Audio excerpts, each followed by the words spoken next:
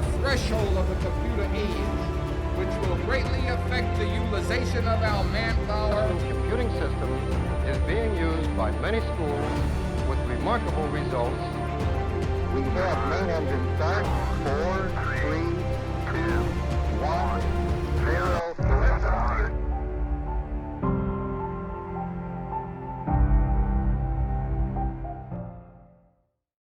Pozdrav dragi gledatelji, dobrodošli u još jedno izdanje Spanoptika. Nadam se da uživate u hladu i sa nekim hladnim pićem u ruci. Za ove ljetne mjesece, odnosno ovu pauzu u 8 mjesecu, smo vam pripremili posebnu poslasticu.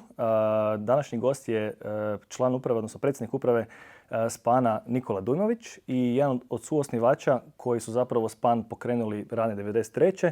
da nam ispriča kako se Span kao kompanija razvijala u zadnjih 20 i nešto godina ili skoro pa 30 i kako se tehnologija, odnosno ekosustav mijenjao u tom periodu. Pa evo Nikola, kako si se našao tu danas na kauču? Kako si zapravo ti počeo, kako je izgledao tvoj život prije Spana kad je tehnologija još bila u začeću nekakvom? Ja sam počeo se programiranjem baviti još u ranim 80-ima. Programirali smo tad na Apple-u u svemu do čeg smo mogli se dočepati, onak školske zadatke u Basicu i Pascalu, ali najveći guš nam je bio assembler, jer smo s assemblerom mogli do svakih pora tadašnjih kompjutera.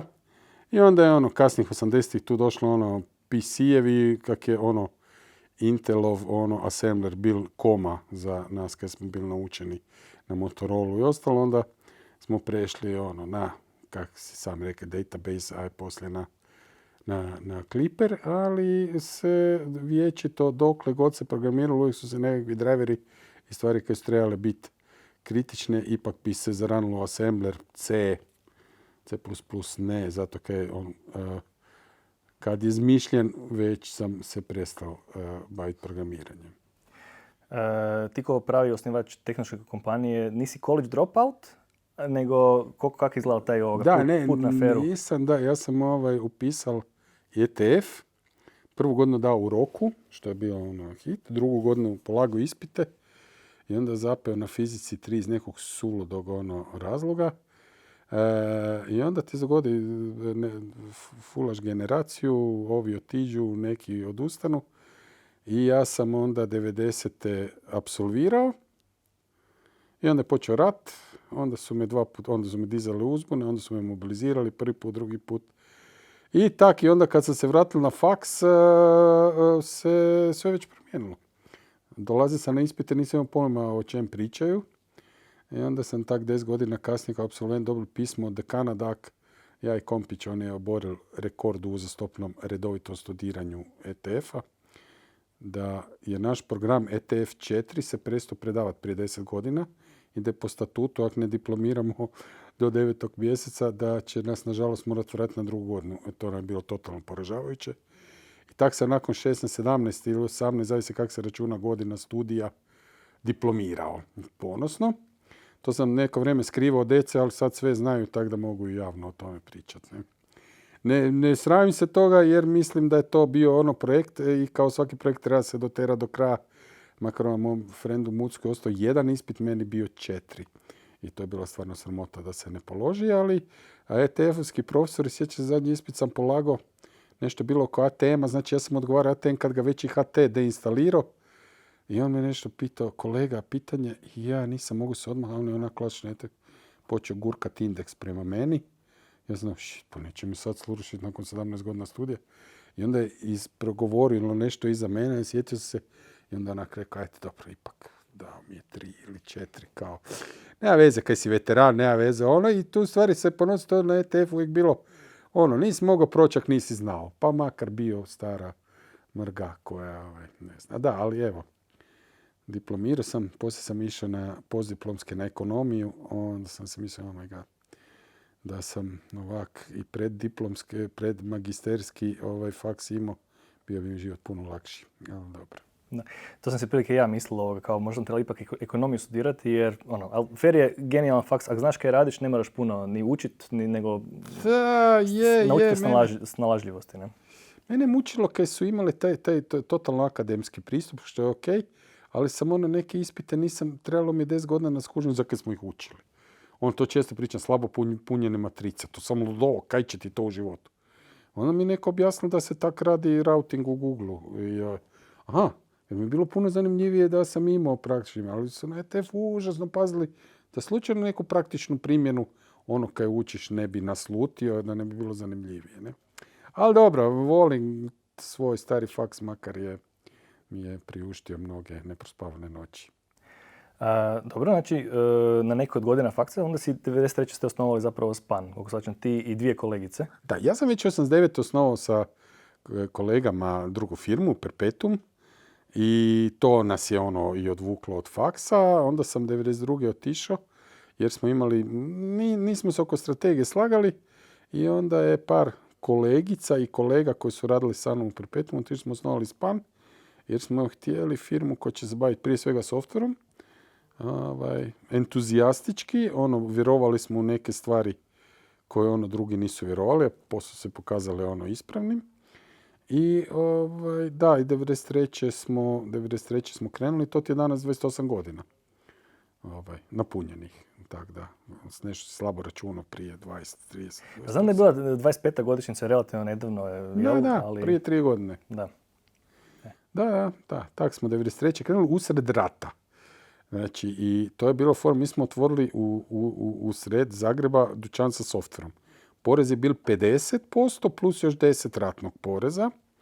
I naravno niko nije kupovao, tako da smo manje više živjeli od knjiga, ali smo softver uporno izlagali i onda su počeli dolaziti prvi kupci.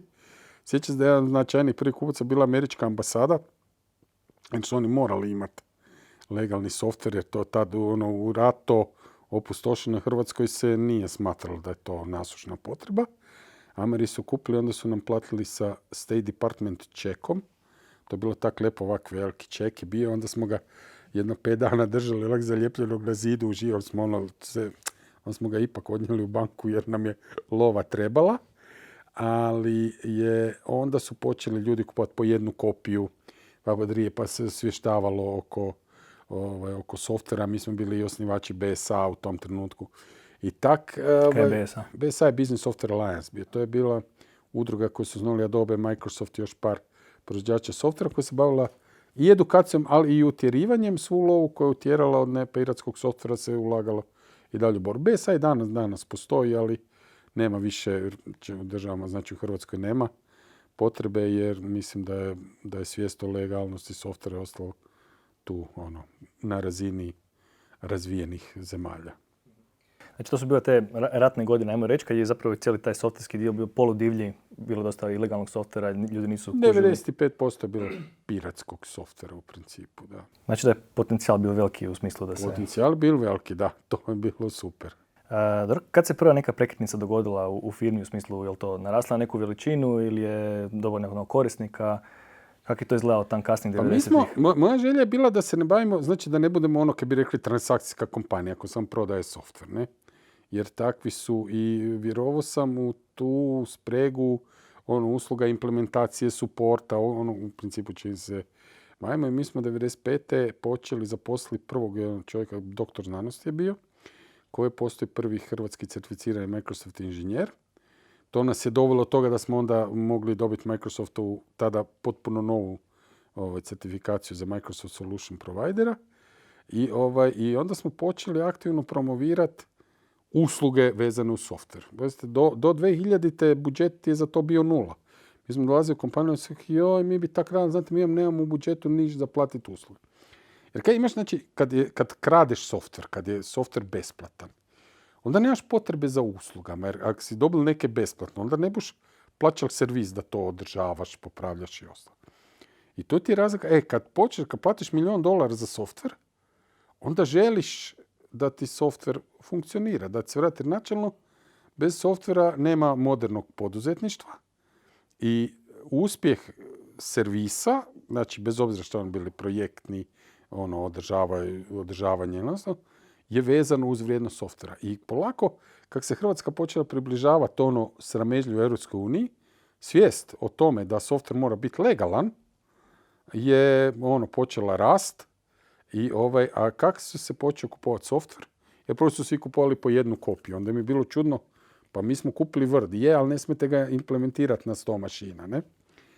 Ali kako je to raslo, tako je rasla i potreba za uslugama i mi smo bili najspremniji za to. Imali smo...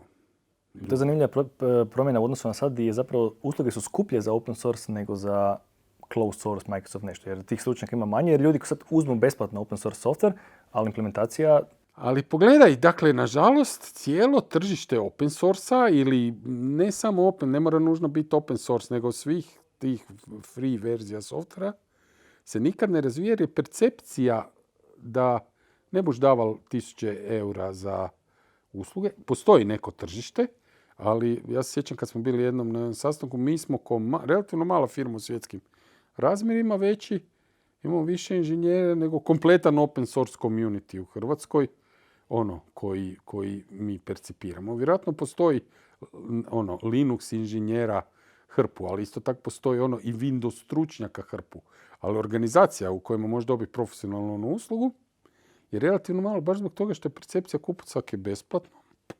To je uvijek kad ljudima daš besplatni auto, dobili boš ga natrag za 2 mjeseca potpuno podrapanog. To je kaj vele, koji auto može najbrže pomakati mu. Iznajmljeni, ne? Ili službeni. Ili službeni. Kako se uzme, ne? Da. Dobro, i onda tam kasnije 90-ih, odnosno 2000-ih se je dogodila promjena u Spanu, gdje je zapravo Span poslao dio druge grupacije.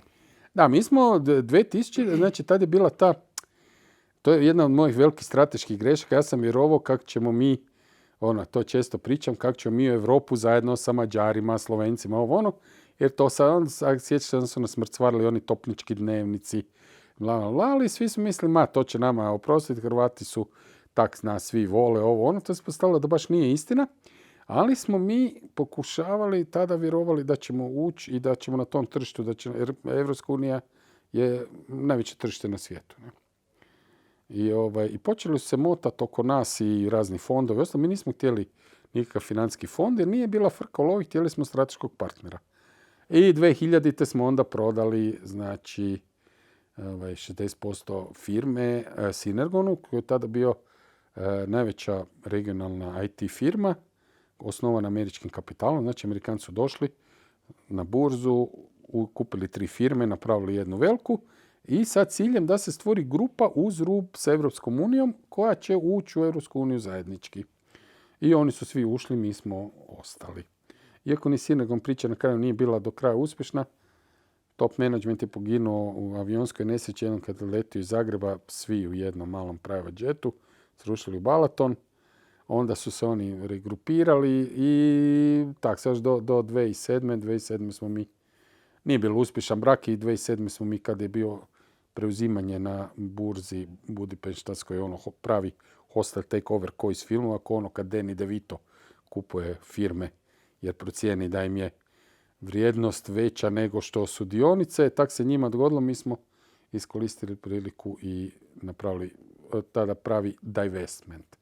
Vratili smo im novce u dogovoru i postali smo opet samostalni. Management buyout, divestment i od 2008. smo hrvatska kompanija opet u tom klasičnom smislu. I u tom periodu koliko je tad bilo ljudi zaposleno u Spanu? Pa kad su nas Mađari kupili, bilo nas, ja mislim, 19 ili možda 20. A kad smo kupili natrag, znači 7 godina kasnije nas je bilo 70, 80. Bez obzira što brak nije uspješan dio, naučili su nas kako se ponašati odgovorno na način da su zahtijevali svaki mjesec reporte financijske, tako sam ja kao inženjer elektrotehnike morao, imao sam partizanski tečaj o računi dobiti gubitka bilancama, poslije sam čak na knjigovodstvu na MBA-u dobil 5, što moram reći da mi je bilo onak iznadlo, čovječe, znam računovodstvo i knjigovodstvo za 5, ali to ti je to kad moraš naučiti sve iz početka. Tako da nam je kad smo kupili natrag, onda smo rekli ovako, ajmo sad, sve loše navike ćemo odbaciti, ali sve dobre ćemo zadržati. Kad se tiče financijske odgovornosti, planiranja, reportinga, do dan danas čak smo unaprijedili, ali smo i ko mala firma počeli primjenjivati te, recimo, mi to velimo ko da smo na burzi. Bili smo čiste knjige, nema muljanja, sve oditano od respektabilnih kompanija i tako. I to nam i dan danas koristi. Znači od 2007. od 80 ljudi i management buyouta do 2021. i 600 ljudi. 600. Baš sam gledao službeno, smo imali 1.5. znači oko 540 ljudi u grupi. Da. U grupi, da. Znači, ok, recimo 550 i zapravo sad planujem da sami... To su onda veli 600, naravno. Pa mislim, Da, znaš, da. kad studenti... Pa ne, uvijek moraš malo vanjski, pretjerivati, ne. tako. Da. Da. Okay. Ovi, svi. Da, sa studentima ostalo imamo oko 600. Pa to, mislim, studenti su ko prava radna snaga, ne, pa onda... Da. Sad su već počeli učenike zapošljavati, pa evo ovoga. Da. Da. I sad zapravo, znači, planirate, odnosno Spam planira izaći na burzu 2021. To solo. planiramo dugo i bili smo i na treningu na London Stock Exchange i to. Želja nam je bila i još uvijek nam je da osiguramo, napravimo kompaniju koja će nas nadživjeti nas ko vlasnike ili nadživjeti ne samo biološki u tom smislu, nego da i kad se mi povučemo ili budemo postali više smetnja nego korist, da kompanija i dalje ima zamah kakav treba. Zato smatramo da je najbolje da postane pravo društvo kapitala. A i druga stvar je izazov zato što to radi rijetko ko. Znači, svi slušamo one IPO-e u Americi, ali ovo mi smo mi smo klasična IT kompanija i želimo i njegujemo te nekakve klasične vrijednosti i da vidimo kako se to može pretvoriti, ali u dugoročnu politiku, ali vjerujemo da možemo danas već, imamo urede u 6-7 zemalja, ponekad i za to treba financiranje, razmišljamo o akvizicijama, čak i pregovaramo o nekim akvizicijama, za to treba imati kvalitetne izvore kapitala i tako da idemo, bez obzira koliko to starinski, draže mi klasična firma, želimo na klasičan način to napraviti, ali vjerujemo da su neke stvari, kad bi rekli, u toj klasičnoj kvaliteti dugotrajnije nego neki pomodni načini na koji se često pribjegao. Hajpanje i ostalo. Znači, u tih 28 godina od nekakvog 93. do 20, zaključili smo da je 28, jel? To je veći broj godina nego Happy Ocean Developer trenutno ima u Hrvatskoj, ili ima apsolutno hrpu ljudi koji zapravo, ATM si bil spomenul, ja nemam pojma kaj je to, a vjerujem ni da možda... Asinhrono transfer, to stvarno ne znate. Znači, nikad čuli. Pa ja mislim da. A Assembler, jer znaš kaj je? Pa Assembler je dalje tu. Samo kaj se niko s tim, malo ljudi se s tim bavi. Isto koji kak se zove, COBOL u bankama koji... Dobro, istina. COBOL je preteča Clippera, dobro.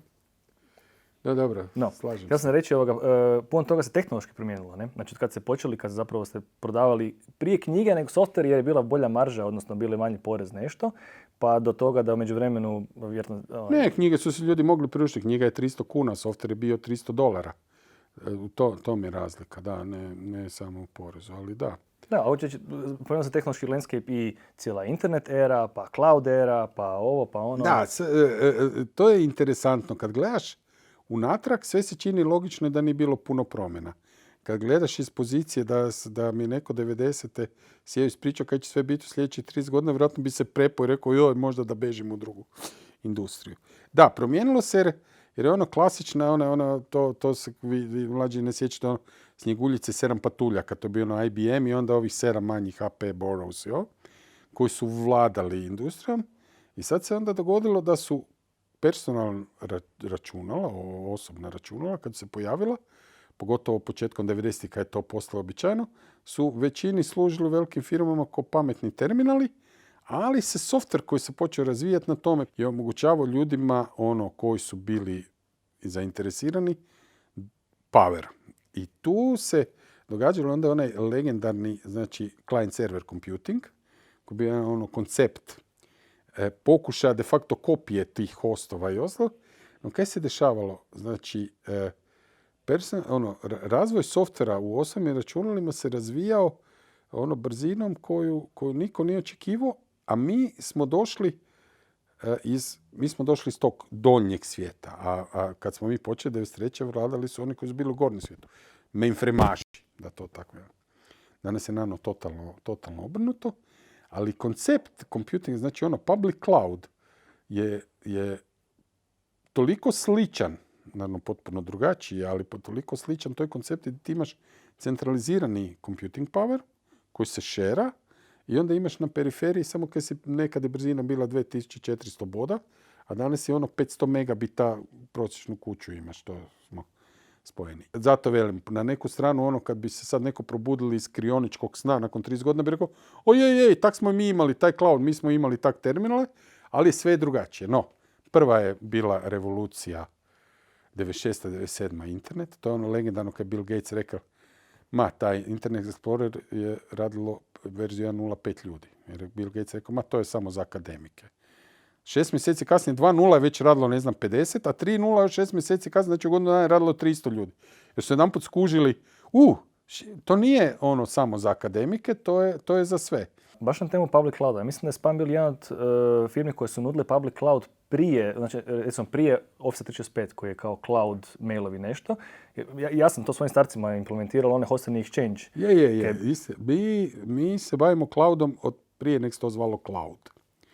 2000. je izašao u Harvard Business Review onaj legendarni članak Das IT Matter. Ja znam sve knjige koje su o tom bili napisane, progutar mi je koncept koji taj čovjek ispričao da će u budućnosti, znači, IT servisi se kupovati kao komunalije. Mi je bio genijalan i vjerovao sam stvarno u to. Bez obzira što su mi vjerovali da to pretjerivanje, na kraju se ispostavilo da nije. I taj koncept sa hostanjem, jer kaj je najveći, tada je već postojalo problem i sa sigurnošću i sa održavanjem. Ti kad kupiš exchange, to nisu kao zagrebačke fontane. Pustiš vodu i nikad ih više ne održavati. Kad riknu, to kad voda ne curi, nema veze.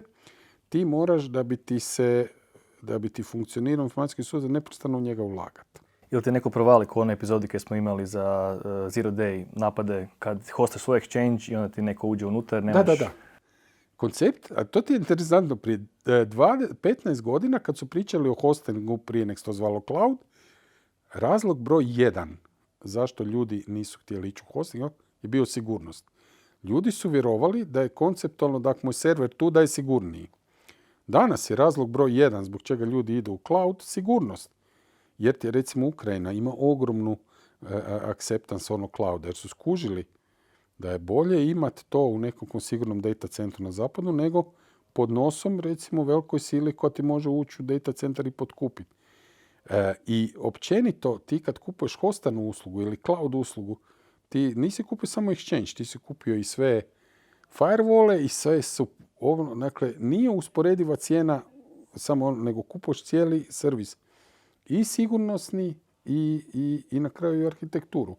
Mislim, zna se dogodi da cloud kao takav padne, dogodi se nekakav čudan update, pa nešto. Mi smo Office 365 na početku zvali Office 364, zato kad bar jedan dan godišnje nije radio. To je sad promijenilo, ali... Da, fora je taj moment kad skužiš, palo je, neko riješio, ne u smislu kao... Bolje da Microsoftu padne nek nama bi pili krv, ali da.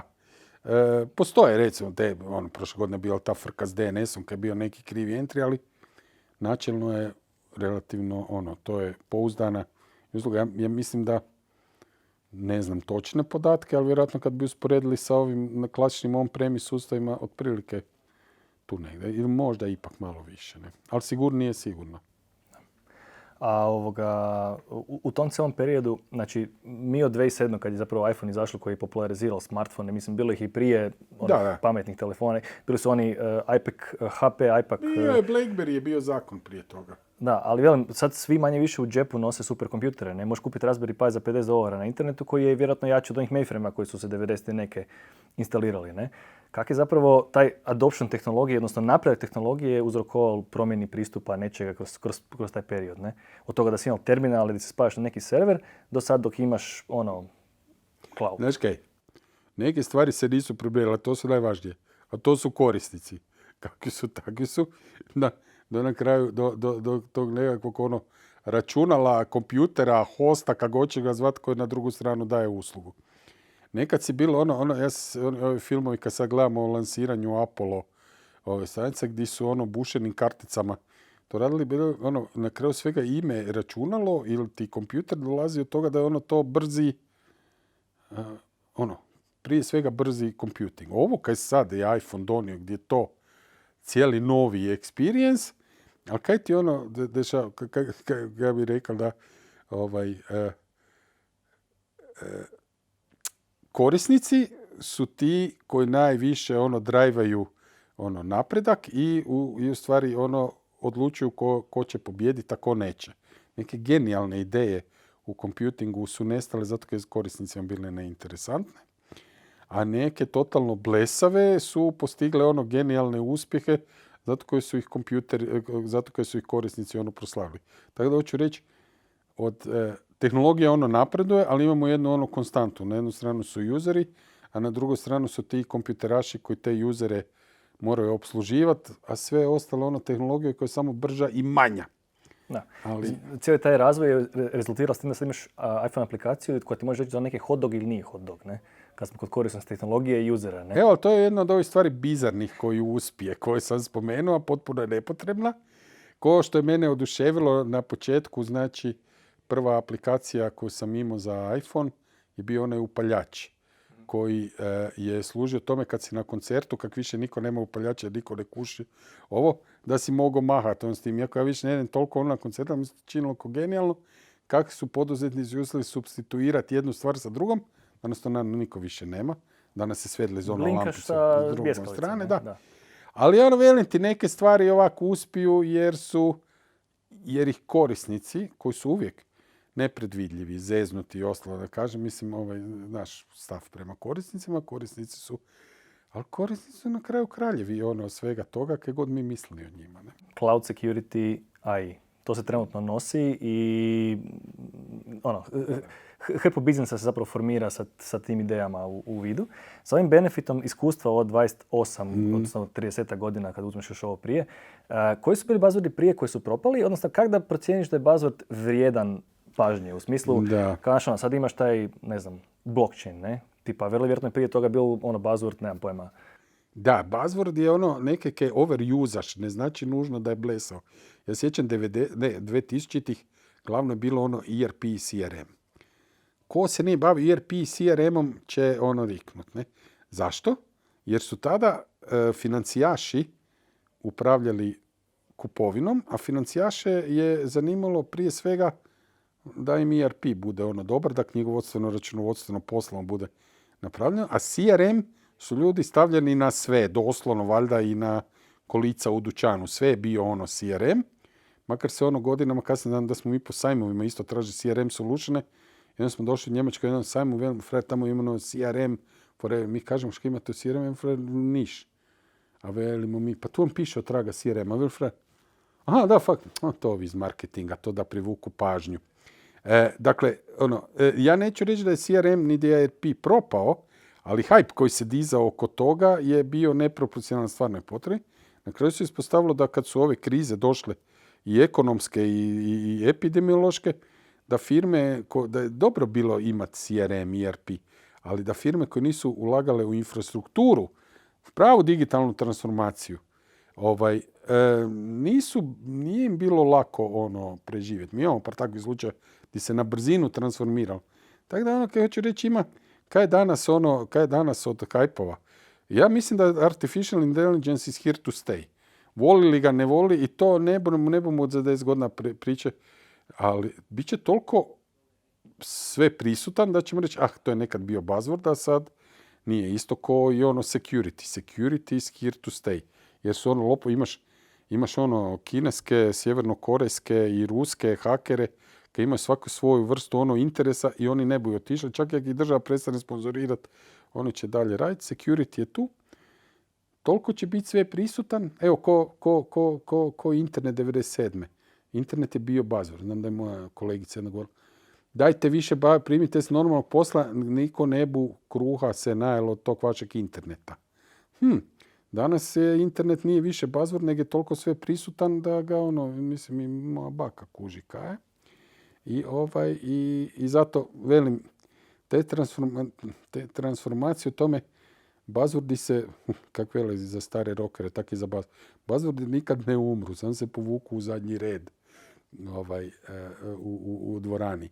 Tako da ne mislim ovo kad danas si spomenuo ova 3, mislim da su sva 3 tu forever.